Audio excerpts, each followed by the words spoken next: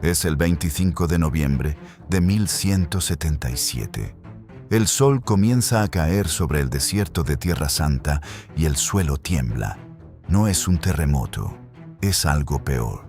500 jinetes blindados emergen de una nube de polvo como fantasmas vengadores. El metal de sus yelmos atrapa los últimos rayos del sol poniente y los lanza como flechas de luz contra los ojos de sus enemigos. El ruido que hacen no es el sonido de un ejército, es el sonido del fin del mundo, y al frente de esa carga imposible va un rey. Tiene 16 años. Apenas puede sostener las riendas con una sola mano. La otra está vendada hasta el codo. Su rostro está oculto detrás de una máscara de plata, porque si sus propios soldados vieran lo que la enfermedad le ha hecho a su cara, podrían perder la fe. La lepra lleva años devorándolo desde dentro. Los médicos llevan años diciéndole que se prepare para morir. Pero hoy, este niño medio muerto está cargando con 500 hombres contra un ejército de 26,000. Un ratio de 50-1. En ningún manual militar del mundo, en ninguna academia, en ningún cálculo de probabilidades posible, esto acaba bien para los 500. Esto no es una batalla. Esto es un suicidio colectivo con estandartes. Y sin embargo, quédate, porque lo que estás a punto de ver no es solo una batalla. Es el duelo más extraordinario de la Edad Media. El enfrentamiento entre dos hombres que se respetaban, se temían y se destruían mutuamente durante años. Uno era el guerrero más brillante del mundo islámico, el hombre que había unificado desde el Nilo hasta el Tigris bajo una sola bandera.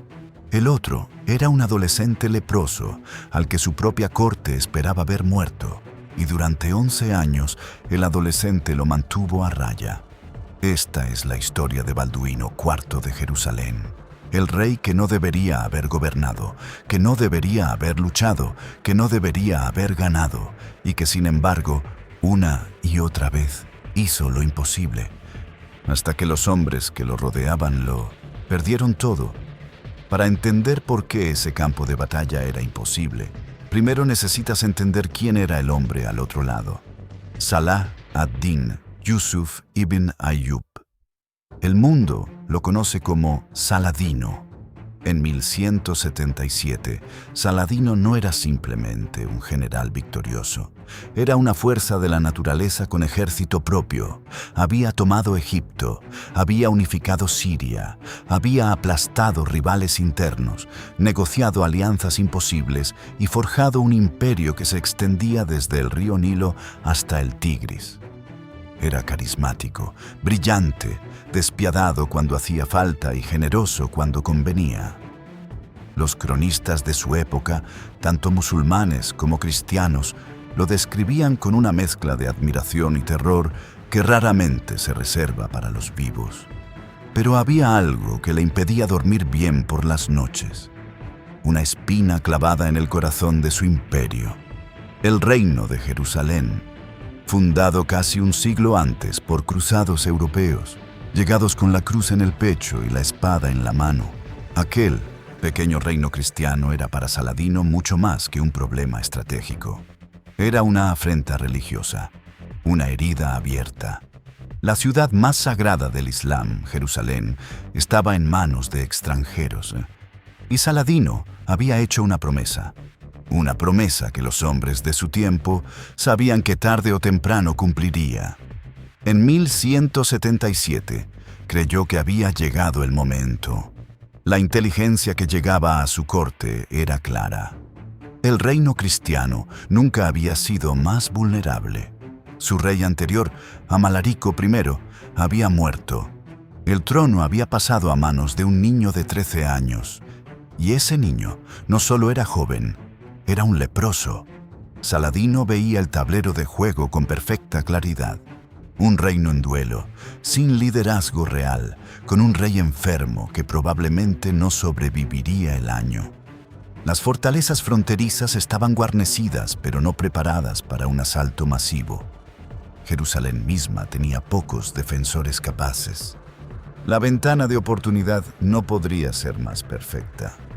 Reunió a su ejército, 26.000 hombres, los mejores guerreros del mundo conocido, mamelucos de élite entrenados desde niños para ser máquinas de guerra, caballería ligera sudanesa capaz de cubrir decenas de kilómetros en horas, infantería siria, veterana de decenas de campañas, ingenieros de asedio que podían derrumbar una muralla en días.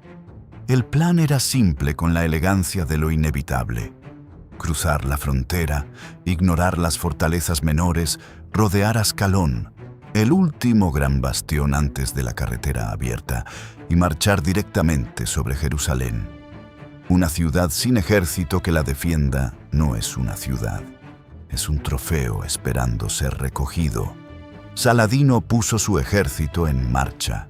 Lo que no había calculado, lo que no podía haber calculado, era que el niño leproso del otro lado era algo que el mundo no había visto antes y probablemente no volvería a ver. Balduino, cuarto de Jerusalén, recibió el diagnóstico cuando tenía 9 años.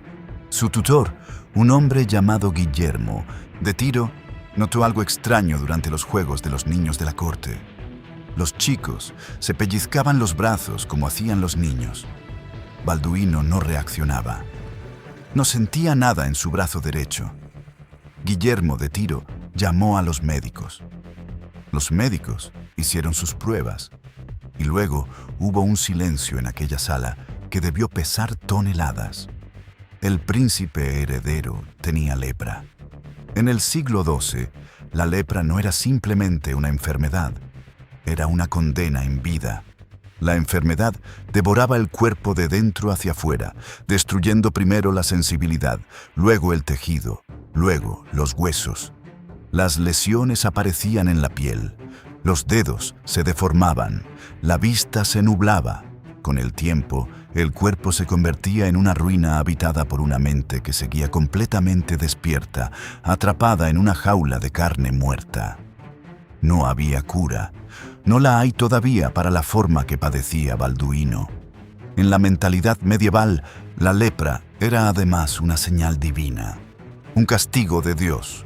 Un hombre leproso era un hombre marcado, impuro. Muchos en la corte de Jerusalén, cuando Balduino heredó el trono a los 13 años tras la muerte de su padre, rezaban abiertamente para que muriera pronto y con la menor perturbación posible para los planes de sucesión que ya estaban tramando. Lo que encontraron, en cambio, los desconcertó profundamente, porque debajo de la carne que se desmoronaba había una mente como un diamante.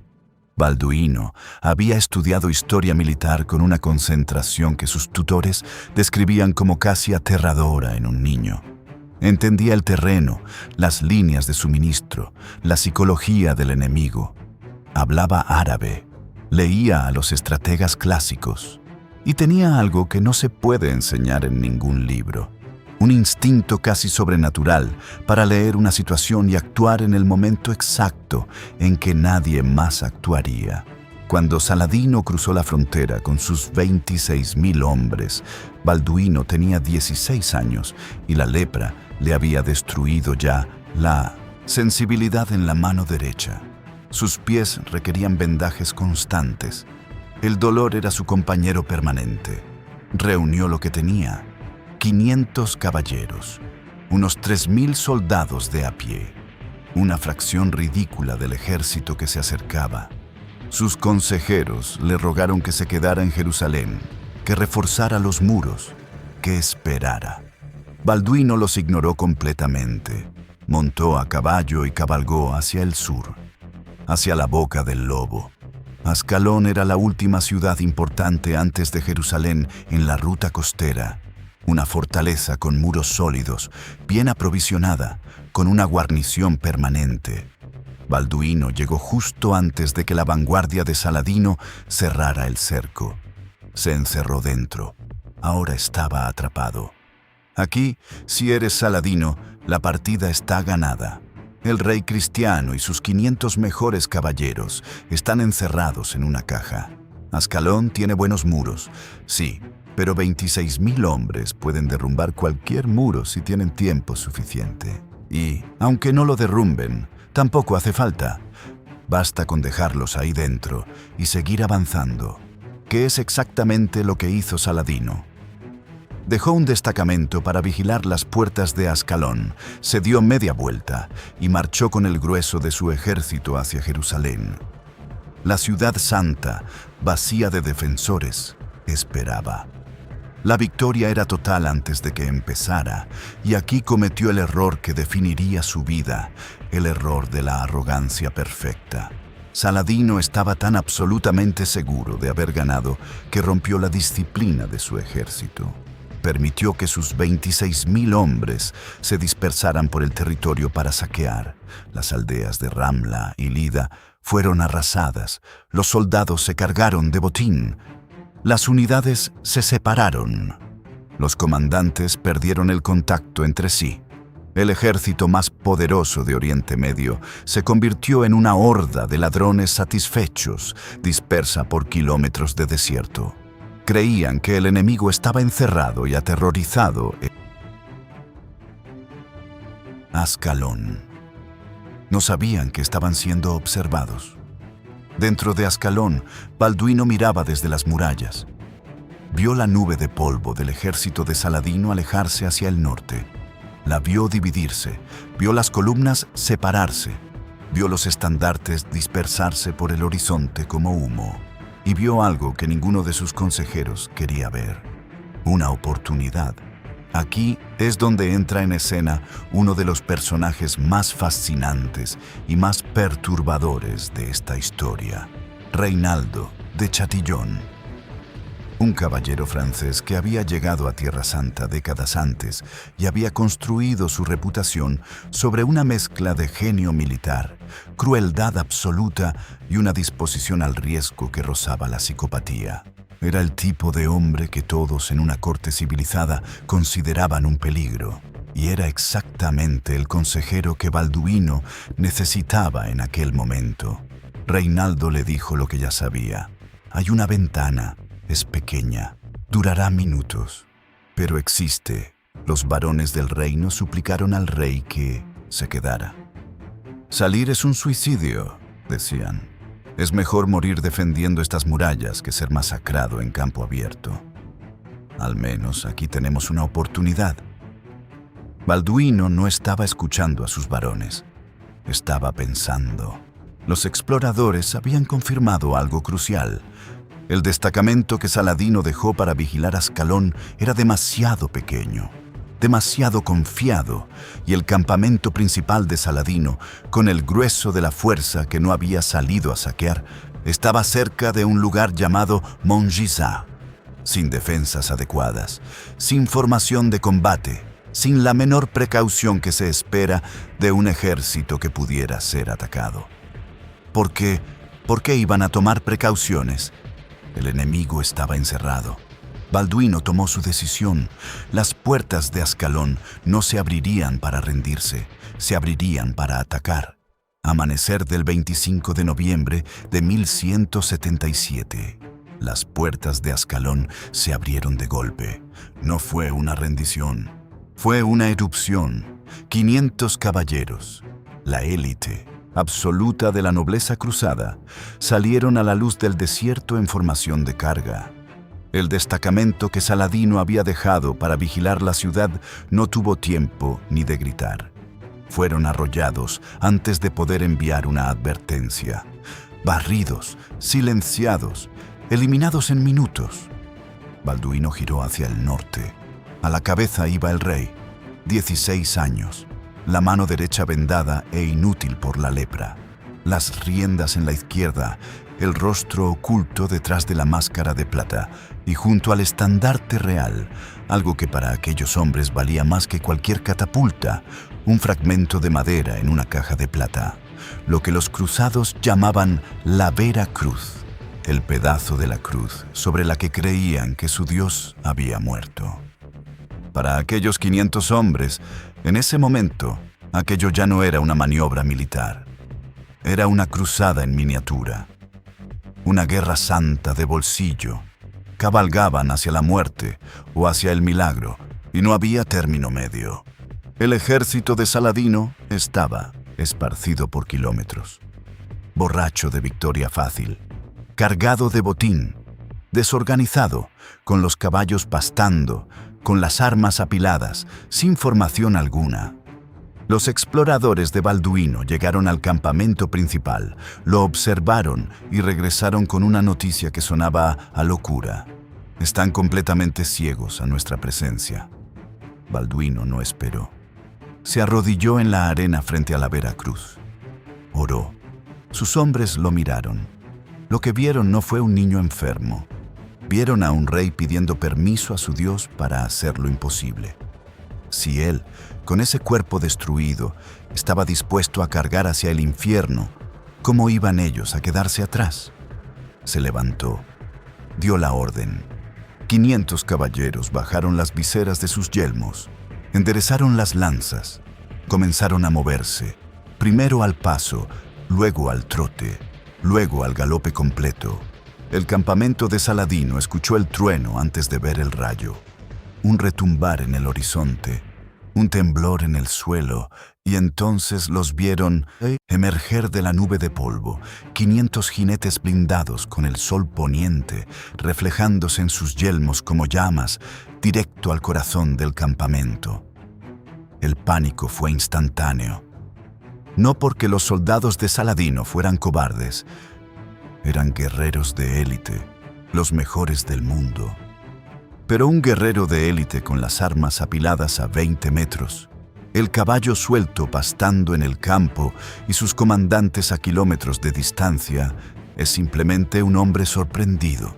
Y un hombre sorprendido entra en pánico igual que cualquier otro.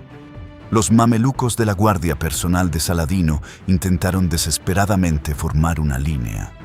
Fue demasiado tarde. La carga no golpeó los flancos, no intentó rodear ni envolver. Fue directamente al centro, al corazón, a la guardia personal del propio Saladino. La línea de mamelucos se rompió como si fuera de cristal. Lo que siguió no fue una batalla táctica, fue pura violencia concentrada, moviéndose en línea recta. Los caballos de guerra, entrenados durante años, pisoteaban todo lo que encontraban. Las lanzas atravesaban la armadura ligera como si fuera tela. Los soldados que intentaban encontrar sus armas, sus caballos, sus unidades, eran derribados antes de poder organizarse. Y el terror, ese contagio invisible más letal que cualquier arma, se propagó por el campamento más rápido que la propia carga. Saladino observaba. El conquistador de Egipto, el unificador del Islam, el hombre que había aplastado ejércitos enteros, estaba paralizado. Sus guardaespaldas crearon un muro de cuerpos a su alrededor, un muro que se estaba derrumbando, y en el centro del torbellino estaba Balduino, la máscara de plata, brillando como un faro en el caos, la Veracruz avanzando junto a él, como un estandarte de madera contra un mar de acero. Los soldados de Saladino no veían a 500 hombres, veían algo sobrenatural. Veían a un rey muerto que se había levantado de su tumba. Veían la reliquia que habían venido a destruir, destruyéndolos a ellos. Saladino lo entendió en segundos. Si lo capturaban, era el fin de su imperio. Si lo mataban, era el fin de todo lo que había construido. Ordenó la retirada, pero no hubo retirada ordenada. Solo hubo huida. Montó su camello de carreras más rápido y huyó por su vida. Cuando el ejército de 26.000 hombres vio a su invencible sultán huir, la disciplina se evaporó por completo. El ejército se convirtió en una estampida humana. Hombres arrojando el botín para correr más rápido. Hombres pisoteándose unos a otros. Hombres ahogándose en los arroyos, intentando cruzar de regreso al desierto. Los 500 caballeros se convirtieron en 500 carniceros. Cuando llegaron los 3.000 soldados de a pie que marchaban detrás, la batalla ya había terminado. Lo que hicieron fue limpiar. ¿Cómo matan 500 hombres a 26.000? No los mataron, hicieron que 26.000 se mataran a sí mismos. De los 26.000 soldados que entraron al reino de Jerusalén, se estima que menos de 3.000 lograron regresar a Egipto. El 90% de la fuerza fue aniquilada. Saladino cruzó el desierto del Sinaí con un puñado de supervivientes, sin el ejército, sin el botín, sin Jerusalén, y regresó a El Cairo, demacrado y enfermo, apenas capaz de cruzar las puertas de la ciudad. El invencible había sido derrotado. En Jerusalén, la recepción fue de éxtasis absoluto. Balduino entró por la puerta de David no como un rey enfermo al que sus varones toleraban. Entró como un conquistador. La gente lo comparaba con los héroes de la Biblia, con David, con Josué. El botín recuperado, incluyendo la caravana de equipaje personal de Saladino con sus tesoros y caballos de guerra, rescató a un reino al borde de la bancarrota. Pero Balduino, con 16 años, fue el único en aquella sala que no se emborrachó con la victoria. Sabía exactamente lo que había ocurrido. No había sido un milagro. Había sido la desesperación aprovechando la soberbia. Había sido una ventana de oportunidad de un solo minuto que habían tomado con violencia absoluta. Había ganado tiempo, quizás una década de supervivencia para su reino, pero no había ganado la guerra. Solo había golpeado al león en la cara, y ahora el león estaba herido y furioso.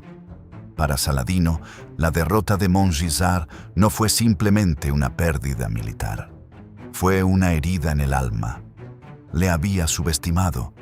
Había visto la lepra y no había visto la voluntad de acero que ardía debajo. Había visto sus números aplastantes y se había olvidado de la disciplina que lo había llevado al poder. Juró que nunca más volvería a subestimar al rey leproso y juró que lo destruiría. Pasó 2 años reconstruyendo su ejército, pero reconstruyó algo más importante, su mente. Estudió cada movimiento de Balduino, cada decisión táctica, cada debilidad del reino. Purgó la arrogancia de su estrategia con la misma frialdad con que había purgado a sus rivales políticos. Y Balduino, en Jerusalén, sabía que aquella mirada estaba posada sobre él. Usó el tiempo que ganó en Montgisard como una arma. Reconstruyó fortificaciones, reforzó alianzas. Se movió con la energía febril de un hombre que sabe que su tiempo se acaba. Porque lo sabía. La lepra seguía su avance implacable. Cada día perdía algo nuevo. Un poco más de sensación en las piernas. La vista del ojo izquierdo comenzaba a nublarse. Y entonces, hizo algo que parece una locura hasta que lo entiendes. En lugar de esperar a Saladino encerrado en sus murallas, decidió atacar primero. No con un ejército, con piedras. Ordenó construir una fortaleza en un punto que nadie había considerado antes, el Vado de Jacob, un cruce vital del río Jordán. El castillo recibió el nombre de Chastelet y su localización era una declaración de guerra.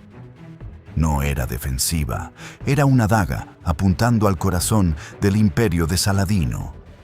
Controlaba la carretera principal entre Damasco y Egipto, cortaba sus líneas de suministro, separaba sus territorios.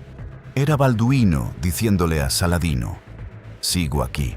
Saladino intentó la diplomacia, envió mensajeros con una oferta de 60.000 dinares de oro, una fortuna astronómica, solo para que dejaran de construir. Balduino rechazó la oferta. Saladino subió la puja a 100.000 dinares, suficiente para financiar al reino entero durante un año. Balduino volvió a negarse. El castillo siguió creciendo, piedra sobre piedra, como un monumento al desafío. Saladino entendió el mensaje. Si permitía que aquella fortaleza se completara, el daño estratégico sería enorme. Pero más que eso, parecería débil. Había sido humillado en Montgisard. No podía ser humillado de nuevo en el Vado de Jacob. Reunió a su nuevo ejército. esta vez no era la horda arrogante de Montgisard. Era una fuerza disciplinada, motivada por la venganza, liderada por un hombre que había aprendido su lección de la manera más dolorosa posible. En 1179, Saladino marchó contra Balduino. La revancha había comenzado. Balduino salió a su encuentro. Había vencido a Saladino antes. Sabía cómo romper sus líneas. Estaba confiado. Y eso, exactamente eso, era lo que Saladino estaba esperando. En un campo llamado Marj Ayun, Saladino ejecutó una maniobra que era la imagen en espejo de lo que Balduino había hecho en Montgisard. Fingió una retirada parcial, separó sus fuerzas para parecer vulnerable, dejó un flanco aparentemente expuesto. Los templarios mordieron el anzuelo. Ansiosos por repetir la gloria de Montgisard, vieron la aparente debilidad y cargaron. Y cargaron directamente al interior de una tenaza perfecta. Las fuerzas de Saladino, ocultas en las colinas, cayeron sobre ellos desde 3 lados. Una emboscada que solo puede ejecutar un comandante que ha estudiado minuciosamente los errores propios y los éxitos del enemigo. La caballería de Balduino fue destrozada. El propio rey luchó con la furia de un animal atrapado, pero su caballo fue asesinado bajo él. Sus guardaespaldas lo arrastraron del campo por segundos, salvándolo de la captura. El gran maestre de los templarios fue capturado. Decenas de los mejores caballeros del reino cayeron prisioneros.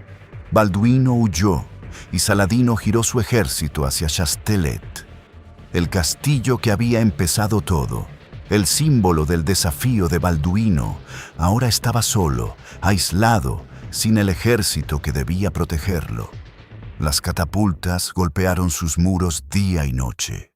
Durante 5 días, los templarios resistieron con la desesperación de quienes saben que nadie viene a rescatarlos.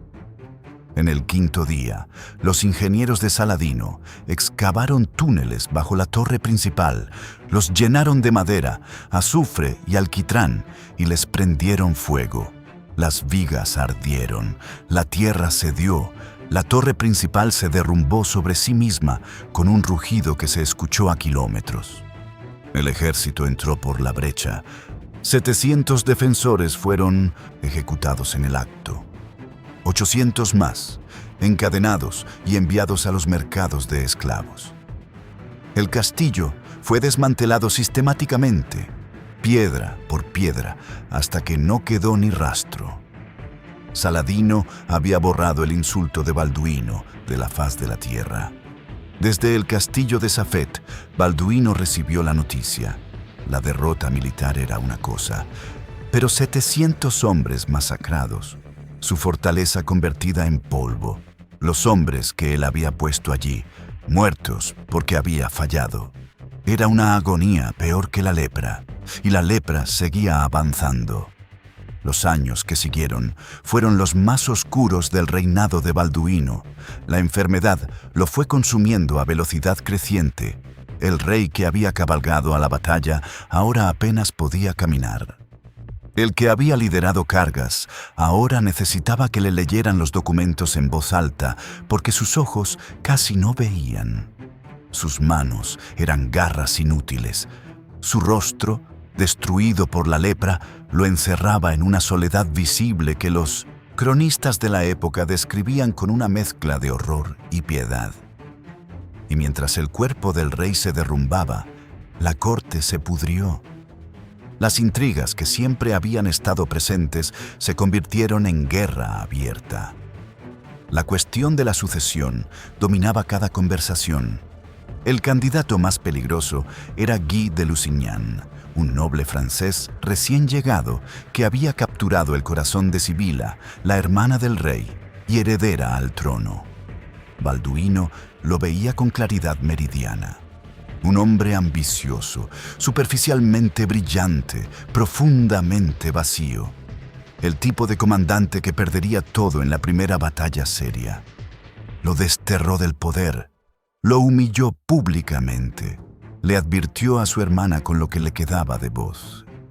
Sibila no escuchó, y Saladino, observando desde Damasco, no necesitaba atacar.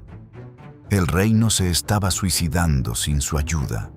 En lugar de un asalto frontal, aplicó una estrategia de 1000 cortes, incursiones constantes que quemaban las cosechas, masacraban el ganado, aterrorizaban a los campesinos. No buscaba batallas, buscaba el colapso económico. Estrangulaba al reino lentamente mientras la corte cristiana luchaba por los despojos del trono de un moribundo. Entonces, Reinaldo de Chatillon, el caballero vicioso de Montgisard, ahora señor de la fortaleza de Querac, hizo lo que hacen los hombres como él cuando se creen invencibles. Ignoró la tregua que el propio Balduino había negociado y atacó una enorme caravana comercial que viajaba bajo la protección personal de Saladino. Saladino exigió reparaciones. Entreguen a Reinaldo. Devuelvan el botín. Balduino estaba atrapado. Sabía que Reinaldo tenía la culpa. Sabía que era un acto de locura criminal, pero entregar a uno de sus varones más poderosos sería el acto final de un rey impotente. Ofreció compensación económica. No entregó a Reinaldo. Para Saladino fue la respuesta definitiva. El rey leproso ya no controlaba a su propia gente. El momento había llegado. En 1183 reunió el Matsatisi, ejército más grande que jamás había comandado. Esta vez sin arrogancia, sin prisa, con la fría metodología de un hombre que ha aprendido su lección y no tiene intención de aprenderla 2 veces. Su objetivo era Querac, la fortaleza de Reinaldo. 8 catapultas gigantes comenzaron a golpear sus muros. La noticia llegó a Jerusalén durante una boda. La corte estaba de fiesta intentando ignorar el apocalipsis cuando entró el mensajero. El pánico inundó la sala. Querac caería. La carretera a Jerusalén quedaría abierta. Era el fin. Todos los ojos se volvieron hacia la cámara del rey. Balduino yacía en su lecho, ciego, los pies vendados hasta la rodilla, las manos inútiles, apenas podía hablar. Sus consejeros entraron, se arrodillaron junto a su cama y le dijeron lo que le dijeron siempre. Nombra un regente. No puedes hacer nada. Estás muriendo. Y en ese momento, el rey hizo lo que llevaba 11 años haciendo. Ignoró completamente la lógica. Con una voz que era apenas un susurro, dio la orden más impactante de su vida. Preparen el ejército. ¡Marchamos!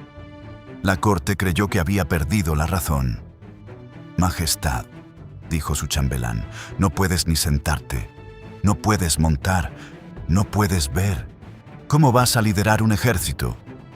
Balduino miró en la oscuridad que era todo su mundo visible y respondió con una frase que sus cronistas recordarían siglos después. Si no puedo montar, llévenme. Ordenó construir una litera. Un lecho de campaña reforzado, llevado sobre los hombros de sus guardias más leales, y en el frente de la columna se alzaría el estandarte real. La corte quedó atónita. Iban a marchar por un cadáver viviente. Pero cuando la noticia se extendió por Jerusalén, algo ocurrió que ningún consejero había calculado. Los soldados, desmoralizados durante meses, sintieron algo que habían olvidado. Si su rey, que sufría un infierno que ninguno de ellos podía imaginar, podía levantarse de su lecho de muerte para marchar, ¿cómo podían ellos quedarse atrás? Miles de hombres se reunieron. La procesión salió de Jerusalén. No era una marcha de guerra, era una peregrinación fúnebre, y en la cabeza, llevada en alto sobre los hombros de sus guardias, iba la litera del rey ciego y paralizado, que se negaba a morir. La noticia llegó al campamento de Saladino en Querac. Sus exploradores le informaron. Un ejército se acercaba desde el norte. ¿Quién los lidera?, preguntó Saladino. Guy de Lusignan. El explorador dudó. No, mi señor, es el rey, el leproso. Saladino no entendió. ¿A caballo? No, mi señor. Lo están llevando, lo llevan a la batalla en su cama. Un silencio cayó sobre la tienda del sultán. El hombre más poderoso del mundo se enfrentaba a algo que su lógica militar no podía procesar. ¿Cómo luchas contra un hombre que ya está muerto? ¿Cómo derrotas a un fantasma que se levanta de su tumba cada vez que lo derrumbes? Lo que sintió en ese momento sus cronistas lo registraron como una mezcla de respeto, casi reverencia, y algo que se parecía al miedo. No al miedo físico de un guerrero ante otro guerrero, el miedo más profundo, el de un hombre que contempla una voluntad que no comprende y que no puede combatir con ninguna de las herramientas que conoce. Ordenó levantar el asedio. Cuando el ejército de Balduino llegó a las colinas sobre Kerak y vio el ejército de Saladino desmantelando sus catapultas y retirándose, el silencio fue absoluto durante varios segundos. Luego, el rugido de los hombres que creían que iban a morir sacudió las colinas del desierto. Balduino había ganado de nuevo, sin disparar una flecha, sin desenvainar una espada. Había derrotado al ejército más grande de Saladino simplemente apareciendo.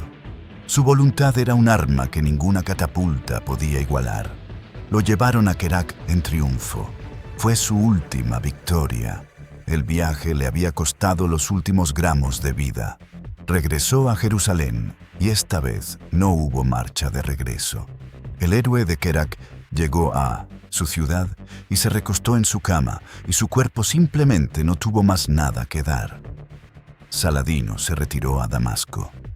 Sabía, con la claridad de quien ha estudiado a su enemigo durante años, que no volvería a enfrentarse a Balduino.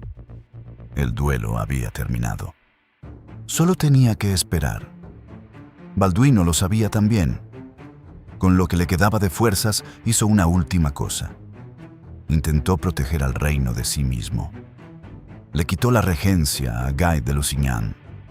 Coronó a su sobrino de 5 años como nuevo rey, intentando saltar sobre la generación corrompida que lo rodeaba. Un último acto desesperado de un hombre que veía el futuro con más claridad que nadie y no tenía forma de cambiarlo.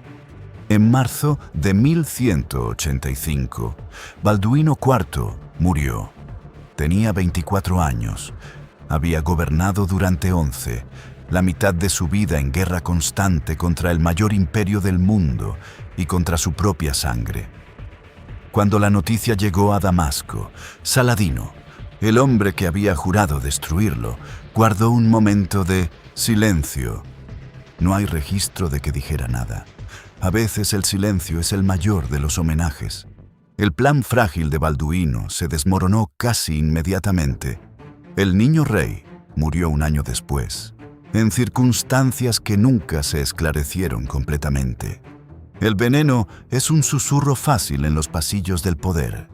Y con el niño muerto, Sibila y Guy de Lusignan dieron un golpe de estado. El hombre que Balduino había despreciado, desterrado y descrito como el tipo de hombre que lo perdería todo, fue coronado rey de Jerusalén.